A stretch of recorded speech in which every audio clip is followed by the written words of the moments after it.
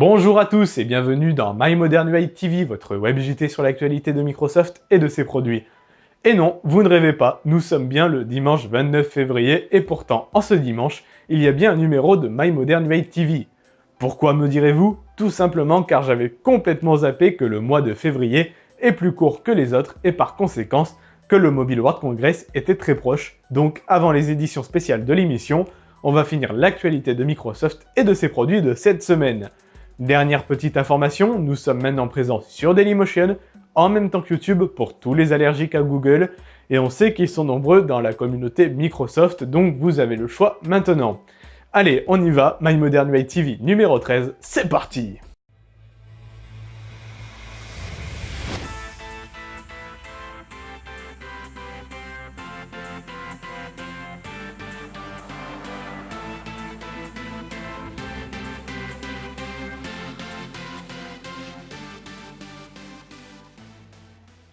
Sans prévenir, Microsoft a déployé une mise à jour sur les Lumia 530, 930 et 1520 nus. Une mise à jour mineure, car rien de bien nouveau visuellement dans cette nouvelle version. Maintenant, on peut penser plusieurs choses, comme une simple correction de bugs, un problème de sécurité grave corrigé sur ces modèles uniquement, la préparation de Windows 10 for Fun en Technical Preview, bref, tellement de choses possibles et imaginables pour lesquelles nous n'avons pour le moment pas de réponse. Affaire à suivre donc. L'USB 3.1 est le futur remplaçant de l'USB 3, jusqu'ici logique. Cependant, rien n'est officiellement encore fait autour de l'USB 3.1, hormis quelques cartes mères qui se comptent sur les doigts de la main et qui supportent cette nouvelle norme. Au programme de cette nouvelle version de l'USB, on note évidemment des débits bien plus importants, ainsi que 3 types de prises différentes, la standard A, la micro B et la type C. Microsoft a annoncé que Windows 10 gérera nativement via un pilote universel l'USB 3.1, comme Windows 8 avec l'USB 3.0 par exemple. Microsoft indique également qu'ils feront une démo live lors du WinEck qui aura lieu les 18 et 19 mars à Shenzhen, en Chine. Reste plus qu'à voir tout ça et espérer une intégration massive de cette nouvelle norme dans les futurs composants du marché. Microsoft vient d'enregistrer un record de téléchargement sur le Google Play Store avec plus de 500 millions de téléchargements uniquement pour Skype. Pour rappel, Facebook avait déjà réussi à dépasser ce score, mais en combinant Facebook, l'application classique, Messenger ainsi que WhatsApp. Pour Google, il aura fallu plus de 10 applications pour y arriver. Un bon succès donc pour ce service de Microsoft. L'année 2014 a légèrement changé la donne du marché. Samsung a vu son marché chuter fortement, Apple a vu ses chiffres exploser et Microsoft a réussi à dépasser les 10 millions de ventes, ce qui en fait le 3e constructeur de smartphones aujourd'hui. Le cabinet Strategy Analytics a fait une étude sur les profits des systèmes d'exploitation pour mobile sur le dernier trimestre 2014. Sans surprise donc, Apple est premier avec son système iOS qui à lui seul représente 88,7% des profits de l'industrie des smartphones. On retrouve ensuite Android en seconde position, qui malgré le fait qu'il équipe pratiquement toutes les autres marques du marché, ne fait que 11,3% de profit. Pour Microsoft, BlackBerry ou les autres systèmes, ils sont tous à 0% de profit d'après cette étude. Si on regarde le tableau des bénéfices sur ce 4e trimestre 2014, dans la partie smartphone, les résultats sont conformes avec 18,8 milliards de dollars de bénéfices pour Apple, 2,4 milliards pour Android et 0 également pour les autres. Microsoft peut se permettre de ne pas faire de bénéfices. En revanche, la situation risque de devenir bien plus compliquée qu'elle ne l'est pour les autres acteurs du marché comme BlackBerry qui font cavalier seul. Windows 7, un des systèmes les plus appréciés de chez Microsoft, sorti en 2009 avec 56% de part de marché à lui seul en ce moment même, n'offrait jusqu'à maintenant aucune possibilité de téléchargement de l'ISO officielle d'installation du système. Mais ceci n'est que passé, car 6 ans après la sortie de Windows 7, Microsoft vient de mettre sur son site officiel un système pour télécharger votre ISO. Pour ce faire, il faudra saisir votre numéro de licence sur le site de Microsoft, et voilà, Microsoft vous permettra de télécharger votre ISO dans la langue de votre choix. Une bonne initiative donc, un peu tardive, mais bonne quand même. Sauf que bientôt, qui voudra sérieusement réinstaller son Windows 7 avec l'arrivée de Windows 10, voyons, je vous pose sérieusement la question. C'est par le biais de Thomas Nigro, sur Twitter, que je salue au passage, qu'on a appris la mise à jour de VLC sur le Windows Store et le Windows Phone Store. Une application annoncée maintenant comme étant entièrement compatible sur Windows 8, Windows Phone 8, comme Windows 10. Thomas a expliqué que l'application partage actuellement 80% du code XAML et plus de 95% du code C# des différentes plateformes, ce qui permet donc à l'équipe Videolan d'offrir approximativement la même expérience utilisateur, peu importe le périphérique, mais permet aussi à l'équipe de développeurs de Videolan de proposer simultanément des mises à jour pour les deux plateformes. Pour en revenir à cette mise à jour, hormis un code toujours plus proche entre les deux versions, on note la possibilité de créer et modifier des playlists. Les vidéos sont affichées en 3 catégories, à savoir vidéo, caméra et spectacle. En parlant de spectacle, VLC est désormais en mesure de vous afficher les spectacles à venir d'un artiste. Et pour finir, vous avez la possibilité, depuis cette mise à jour, de partager sur les réseaux sociaux la musique que vous écoutez. Notons quand même 2 disparitions dans cette nouvelle version, le support du DLNA, ainsi que la possibilité de changer les couvertures d'albums, mais rassurez-vous, le retour de ces 2 fonctionnalités est annoncé dans une future mise à jour. Bref, encore bravo à l'équipe Videolan ainsi qu'à notre petit français Thomas Nigro pour cette application. Microsoft, qui a racheté l'application Accompli en décembre 2014, vient d'annoncer la fermeture de celle-ci. La raison de cette fermeture est simple, le look et les fonctionnalités de Accompli sont intégrés depuis janvier dans Outlook, l'application de messagerie mail de Microsoft pour iOS, Android et Windows 10. Les utilisateurs d'Accompli ont donc reçu un mail les avertissant que l'application ne sera plus fonctionnelle dans 2 semaines. Microsoft les invite donc à télécharger Outlook, qui est plus ou moins la même chose qu'Accompli, sauf le nom. Sur Twitter, Kevin Ewingson, vice-président de l'ingénierie et cofondateur d'Accompli, explique que les mises à jour seront désormais déployées uniquement sur Outlook de Microsoft, qui d'après ses propos, aurait au moins 5 versions d'avance par rapport à Accompli au niveau du code. Comme chaque année, Microsoft publie une vidéo de sa vision du futur.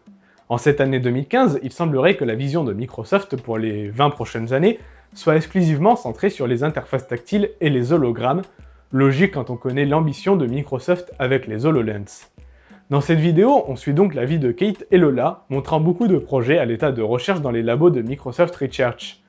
On y retrouve ainsi un écran géant tactile, qui selon Microsoft sera dans notre quotidien dans 10 ans.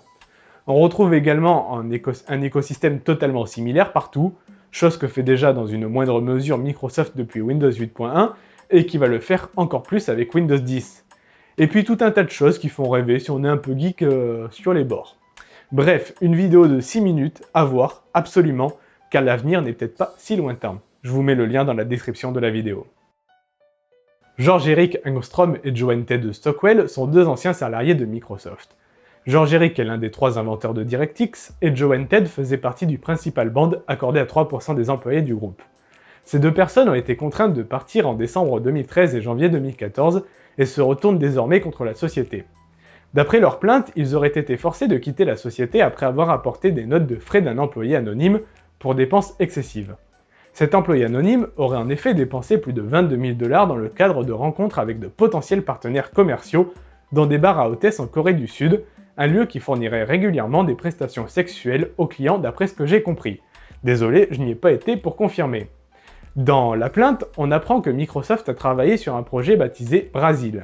En 2012, Microsoft aurait confié donc à George-Eric Engstrom et son équipe le développement d'un projet de e-commerce qui avait pour objectif de concurrencer Amazon en faisant des partenariats avec de grandes marques. Un projet finalement abandonné après une série de refus d'investissement significatifs qui ont compromis donc le bon déroulement du projet. La plainte indique, je cite, que Microsoft aurait réinitialisé certaines parties du projet, Brasil, conçu par les 2 hommes sous un autre nom. Dans le cadre de la plainte, donc sur le côté licenciement et non projet révélé, Microsoft nie la situation et le fait que les 2 salariés aient été poussés à quitter la société après avoir dénoncé le comportement du salarié anonyme. Mais selon George-Eric et Joanne Ted, les 2 plaignantes donc, le salarié anonyme serait un proche ami de Harry Shum, qui est désormais vice-président exécutif de la technologie et la recherche. Microsoft écrit dans son communiqué, je cite, « Nous avons examiné cette affaire avec la plus grande attention et n'avons trouvé rien qui puisse étayer les spéculations de cette plainte ou les allégations de vengeance. Nous sommes assez confiants dans le fait qu'une cour de justice sera d'accord avec nous. » Puis Microsoft réaffirme ses propos en concluant, je cite, « Nous avons toujours encouragé les salariés à faire remonter les inquiétudes qu'ils pourraient avoir et prenons ce genre d'informations avec sérieux. » Quoi qu'il en soit, il faudra désormais attendre un peu plus avant de savoir ce que décidera la justice, l'ouverture du procès étant fixée au 7 mars 2016. L'application TreasurTag, qui permet de se connecter à l'accessoire permettant de retrouver ses clés par exemple du même nom, a reçu une mise à jour ce 26 février. Une des nouveautés de cette nouvelle version est le fait de pouvoir mettre à jour le firmware de l'accessoire. Une bonne nouvelle donc, qui montre que l'accessoire créé à l'époque de Nokia n'est pas abandonné, et qu'il est même peut-être prêt à évoluer et s'améliorer dans un futur proche par la magie des mises à jour. Snapchat est une application qui n'existe pas sur Windows Phone. Avant décembre 2014, la communauté Windows Phone se fichait royalement d'avoir Snapchat en version officielle, car une application alternative du nom de CSnap créée par Rudy Yoon existait et permettait d'utiliser le célèbre réseau de photos éphémères. Sauf que depuis décembre 2014, Snapchat a demandé le retrait de CSnap du store Windows Phone et a mis en place un bannissement des utilisateurs utilisant une application alternative comme CSnap. Difficile en même temps d'utiliser une application officielle quand cette même société se refuse d'en proposer une. La société Snapchat s'est donc attiré la colère des utilisateurs Windows Phone, que ce soit sur Twitter, par mail, sur son site, en pétition, enfin bref, partout. Sur le site de Snapchat, dans la rubrique support, on retrouvait la possibilité de voter pour un système où l'application n'existait pas. Cependant, la société Snapchat a décidé de supprimer cette rubrique. Il semblerait que la société Snapchat en ait marre d'entendre la communauté Windows Phone, bien plus présente qu'il ne pouvait le croire, ou alors qu'il travaille sur cette dite application.